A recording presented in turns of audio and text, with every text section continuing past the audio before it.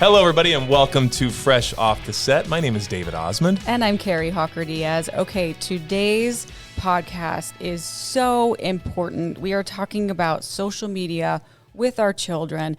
And you know what? It's a hot topic. It is, and we have a guest, David Morin. He is an expert in this field. It's very highly debated, especially here in Utah, about the regulations, how we safeguard our children, and the pros, the cons, the good, the bad, and super ugly of social media. Yeah. You know what? It can be all of it, right? So I have a 7-year-old, and I think about this constantly on what this is going to look like, because you really don't know the future of social media and what, so obviously she does not have a phone now, and we're going to try to keep that for a very long time. She doesn't have social media accounts, but I know parents have kids, teens. It is in our face, and it is everywhere. Yeah. And big kids of all ages that you drive down the I-15 and you can look over and they're sitting there scrolling Instagram while they're driving. It's like, oh, this is nuts. We are becoming addicts. And for our children whose minds are so impressionable, full disclosure, my son's actually sitting over here in the corner. He's on a phone, but he's playing a game. It's just while I'm sitting here, and this will be the end of his screen time today. Yeah. One thing that my wife and I have done, and I don't know if it's the right move or not, because to each his own, and parenting, sure, you have to kind of take the course of action that you feel best. We've decided for our kids, especially when it comes to social media, absolute zero. None. They don't have any accounts. They don't have access. I actually, crazy enough, when they were born, I did go out to the different platforms and I actually secured their names. So I got their usernames, no one the can take profiles, that. like the handle. Yeah. But just to secure that name so that maybe down the road when they're the right appropriate age, they have access to that. That's the only reason I did it. But no, they have no access to it. No. But I've seen, personally, my own personal opinion, I've seen a difference big time in some of my own family, nieces, nephews, also the friends of some of the kids that have had access to social media. And when that happens, I have seen an absolute shift in their behavior. And I'm not an expert like David Morin on the podcast, but I feel like the proof is in the pudding. Yeah. Oh, sure. And it's a different day and age now, right? Like you and I did not have social media when we were in high school. We had a sandbox. We had them all. And a bicycle. That's right. And a curfew, and you just knew to be home. Stick in a rock. Yeah, we did. So I think it's just, we're trying to navigate what's right, what's wrong, how do we do this with our own kids. And I talked with Dave. He's an expert in communications and current communications department chair at Utah Valley University. And he has a lot of great advice.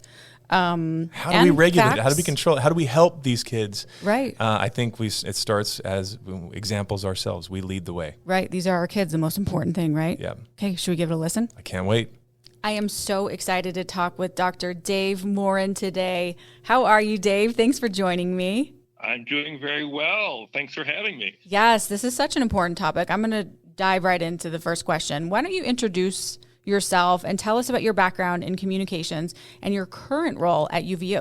Yes, of course. So my name is Dr. Dave Morin. I'm an associate professor in the Department of Communication at Utah Valley University. And within the communication department, I teach classes related to social media, like social media in society, media literacy, things like that. Social media, we could talk about this for hours. It's very much so. Such a big topic, but social media regulation, especially concerning teens and platforms like TikTok, it's been a hot topic. Can you explain what the key concerns are surrounding these regulations? Yes, of course. And that's a great question. And ultimately, it's about mitigating harm, both physical and mental, and potential harm that these platforms are doing to teenagers and adolescents. And this harm really is not just made up. And we have over 20 years of research showing that really there is an association between the more time spent on social media, the greater the likelihood of teenagers experiencing negative effects in terms of anxiety, depression, social comparison, self-harm, body image issues, cyberbullying, self-esteem. I mean, the list really goes on and on and on. And what's really important to consider is that if you look at the stats in the most recent reports, 95% of teenagers use some form of social media, which is a lot. Yeah. Yeah. I mean, it's literally every teenager in America uses some form of social media, which when we think about that, that's amazing, right? That's really amazing. But what's interesting is that population is susceptible to some of the ill effects, right? Adolescence is really as your brain is developing, you're trying to understand where you fit in the world. Mm-hmm. And if social media, if 95% of teenagers are using social media, what does this mean, right? Social media has that ability to warp internal and external perceptions. And we really don't know kind of the black box behind the algorithms, what it's doing in terms of, feeding the content to adolescents. And not only that, but the incentive for these companies to not rely on their teenage users, it's just really not there. I mean, we're talking about billions of dollars of profits that teenagers are contributing to these companies. So it's all about harm and how society can mitigate that harm. Sure. And what ages specifically are we talking about? Like they're the most concerned? Really, it comes down to, if we look at the laws and the statutes that are being discussed, it's 13 to 18. Across almost all social media platforms, you need to be at least 13 years old. Of course, a lot of it is self-verification, but usually we're talking about 13 to 18. Okay. And in your opinion, how effective are current regulations in protecting teens on social media platforms? Are there any major gaps or shortcomings? Yeah, so we really don't have many regulations as it relates to 13 to 18-year-olds. There is the Child Online Protection Act for those under 13, but a lot of the regulations are basically self-regulations from the platforms themselves. California is a state that has been kind of at the forefront of trying to enact some of the regulations, but these regulations are being pushed at the state level, and there's even discussion at the federal level. A lot of them are stuck in the courts. So we're really kind of trying to understand how it's going to play out. But in terms of actual strict regulations for that age group, there's not a lot. But it really does showcase that states like Arkansas, California, Utah, these states are trying to enact some of these regulations. But in terms of what we have now, it's not a lot. And that's something that is trying to be remedied by the state level. Yeah. Well, and I think when you look at like TikTok, that's faced bans and scrutiny in various countries, what are the primary reasons behind these actions, and how do they relate to concerns about teen safety? That's a really great question. The bans themselves, it really depends. Many of the bans, especially in like authoritarian countries, they're not necessarily related to teen safety. It's more about trying to prevent open communication. I mean, this is some of the benefits of social media and TikTok, right? You can communicate openly, freely. In terms of authoritarian regimes, that can destabilize and threaten. If we look at more democratic nations like the U.S., like the UK, teen safety is a priority. How oftentimes when we talk about these bans, it's secondary. With TikTok being a China-based company and reports of the Communist Party of China accessing, sharing TikTok data, potential to manipulate TikTok users and persuade them in some way, shape, or form, or push misinformation, disinformation. We're seeing a lot of the potential bans as it relates to almost more general security and not just for teenagers in general. So these bans that are taking place or these bans that are being pushed, it depends on the country, and it really is more about kind of security rather than specifically trying to mitigate the harm as it relates to teenagers and adolescents. Okay. Let's dive a little deeper into this, but from a communications perspective, how do platforms like TikTok influence the behavior and perceptions of teenagers? Yeah, so there are benefits. I think sometimes we oftentimes view social media in a very negative way. So, as someone who's taught social media, done the research, looked into it, it is important to note that there are benefits. Teenagers can have a niche interest and they can connect with others around the world.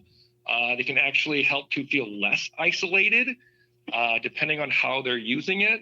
But if we look kind of at the general consensus, and again, this is not just from academic research, This is also from the leaked Facebook papers that showed that Instagram is pretty toxic in terms of what it's doing to teenagers and especially young girls.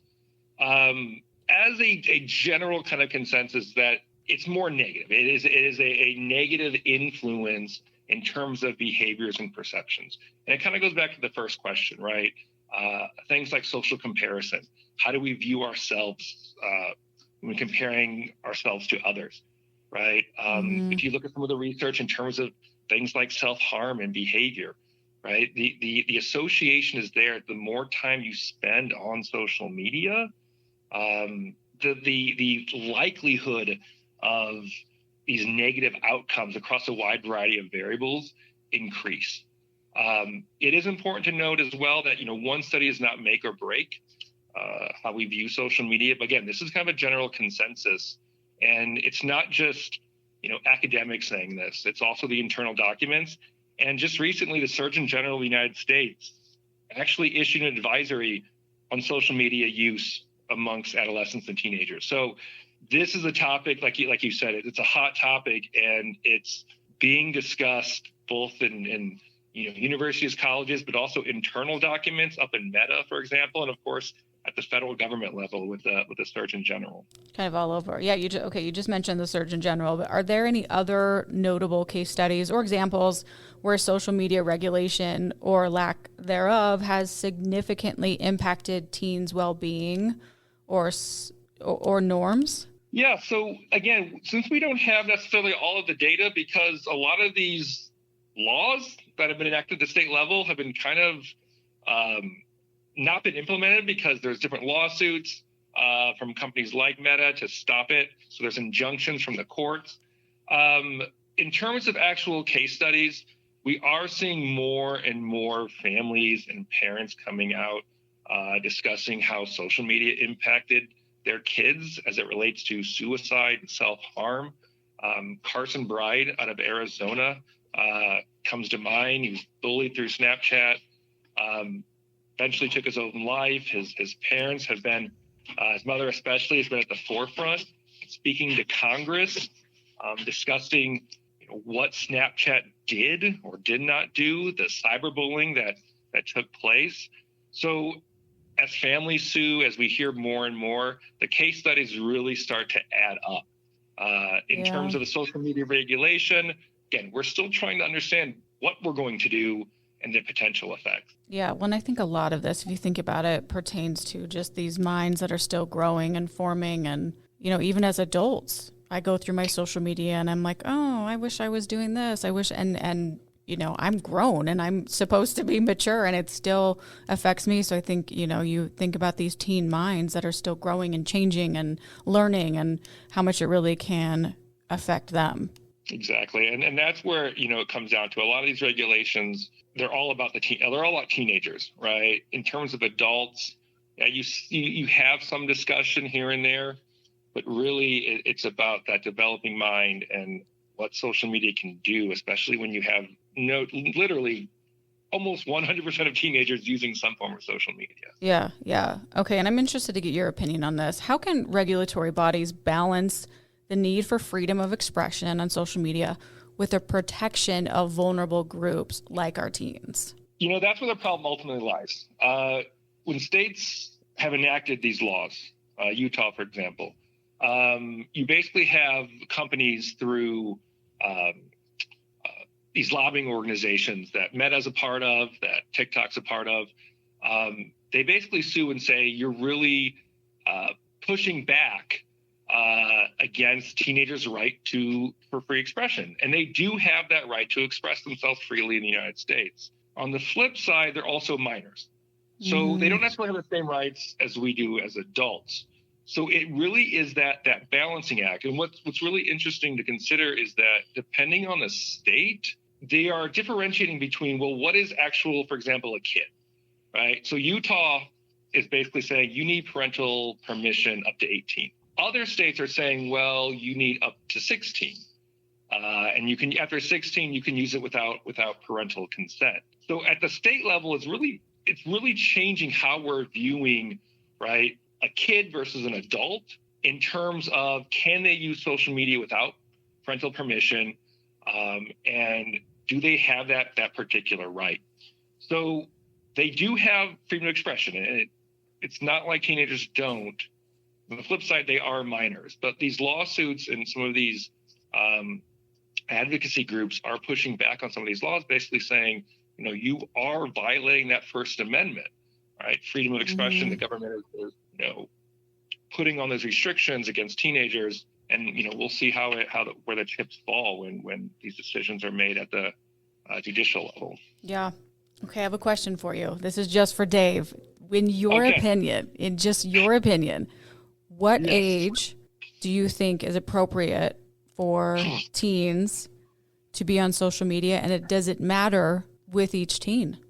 That is a great question. My personal opinion, teens do have the right, again, to express themselves. I think, again, personal opinion, moving it to 18 is, I would argue, is a bit restrictive.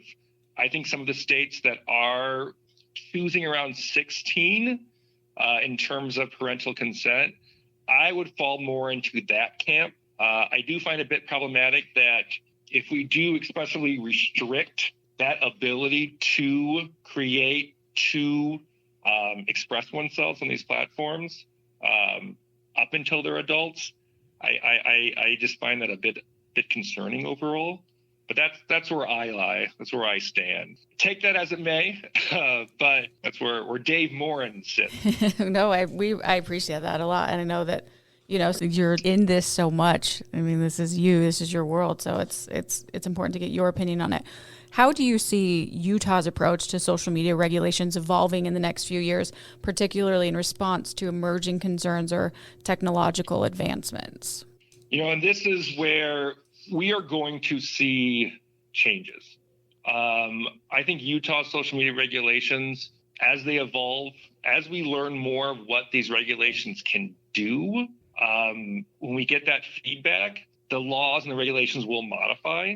I also think what other states are doing as well, as we collect more data and understand the potential effectiveness or even ineffectiveness, you will see Utah change a bit. I think that when you do look at kind of the bigger picture, when a state like Arkansas and a state like California are joining together to do these platforms, it's not going to go away. Mm-hmm.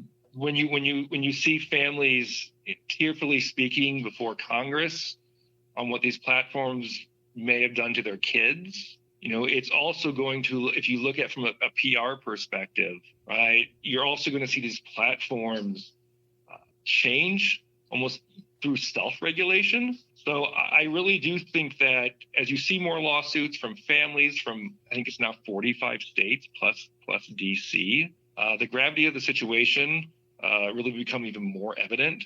And you're going to see external pressure, as well as I think more and more self-regulation from these platforms to comply with both formal laws and indirect pressure as well. Yeah.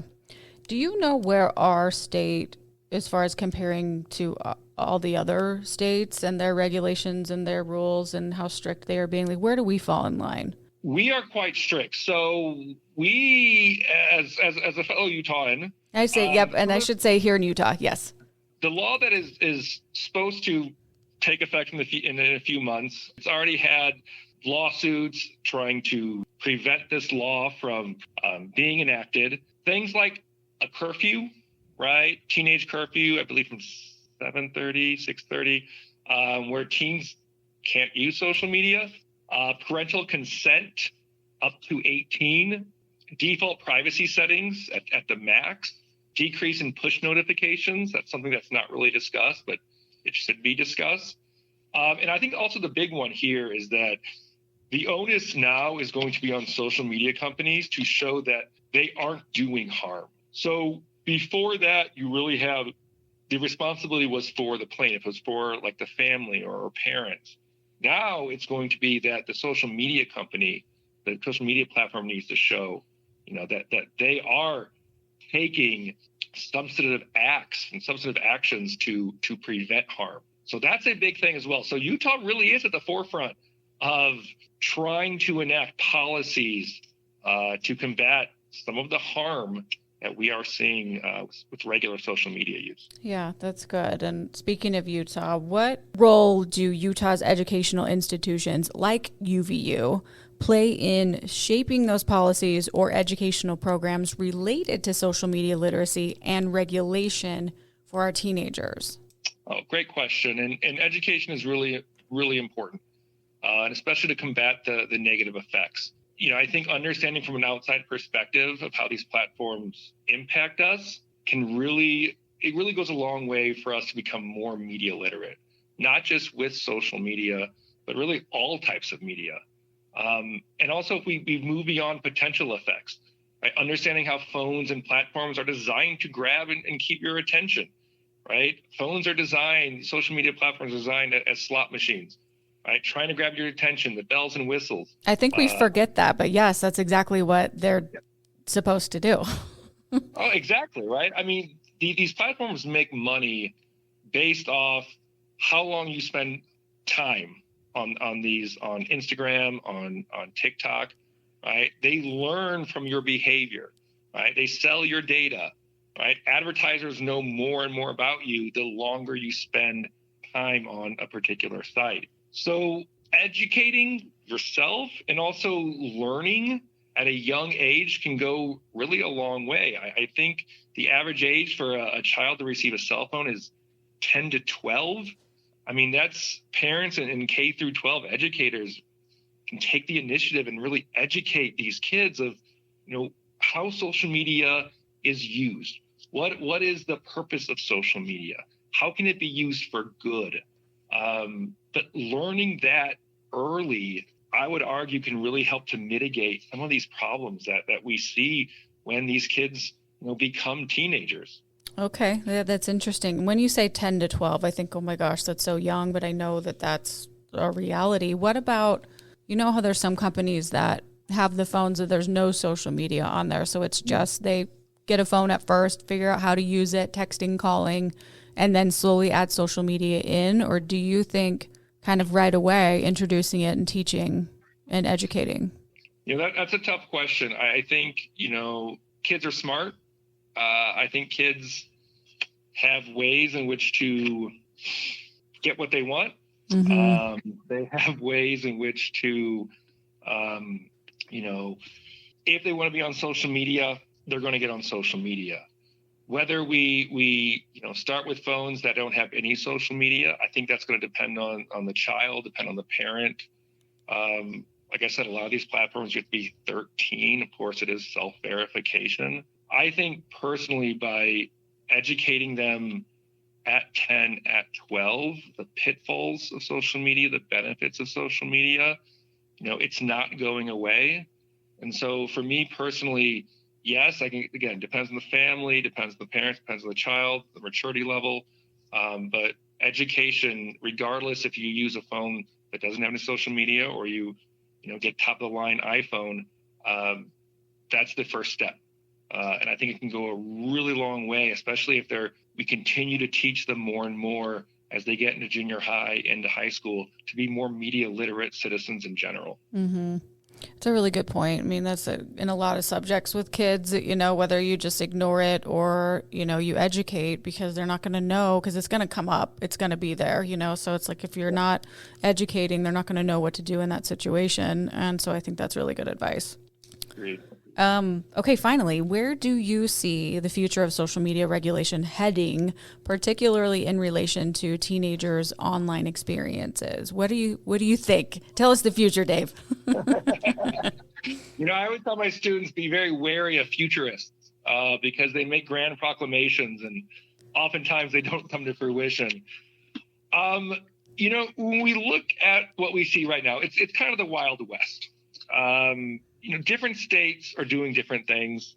Like I said, the federal government is discussing things. You have countries that are doing different things. In terms of the future, where I see this heading, obviously it's not going away. This is an issue that can't be swept under the rug. Internal research shows it's problematic. External research, academic research shows it's problematic. Like I said, the Surgeon General is basically saying it's problematic.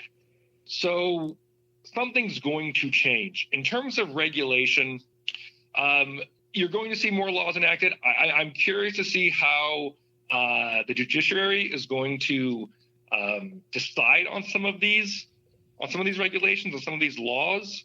I think you're going to see something. I think you are going to see more tightening of regulations as it concerns teenagers, because again, the evidence is pretty clear at this point.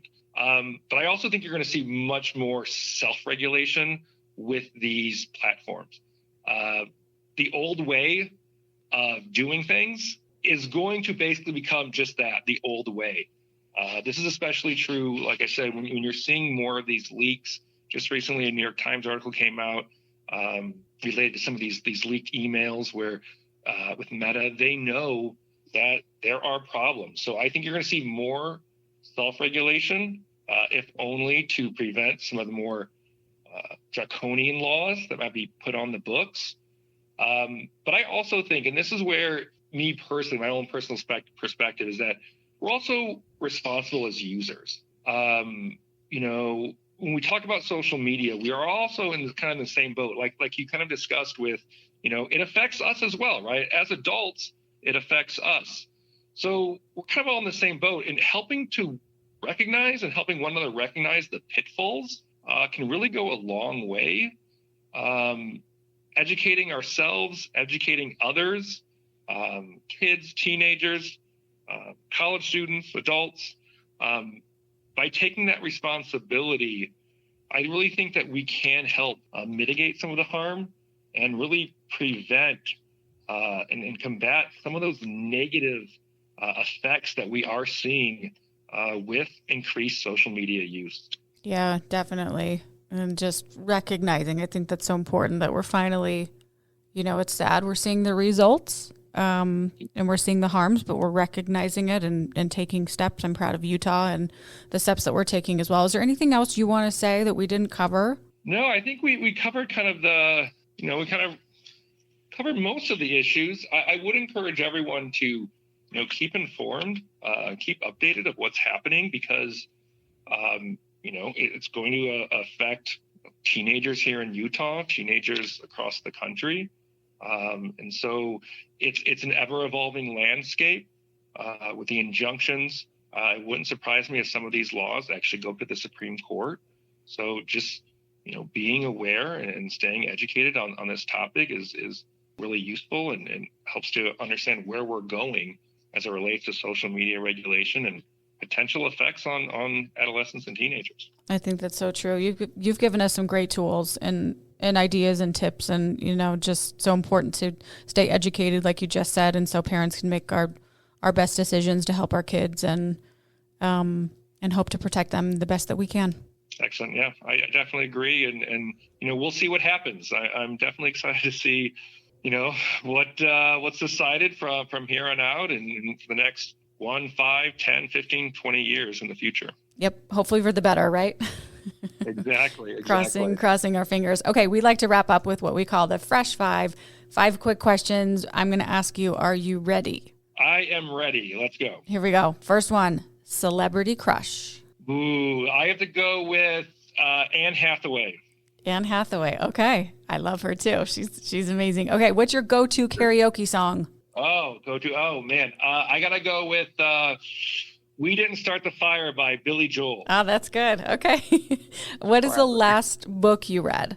Oh, the last book I read. So I love to read history, anything related to history. So the last book I read is called Armada, and it's about the Spanish Armada of 1588. Yeah, I'm kind of a historical nerd, so. That's great. That's awesome. Armada.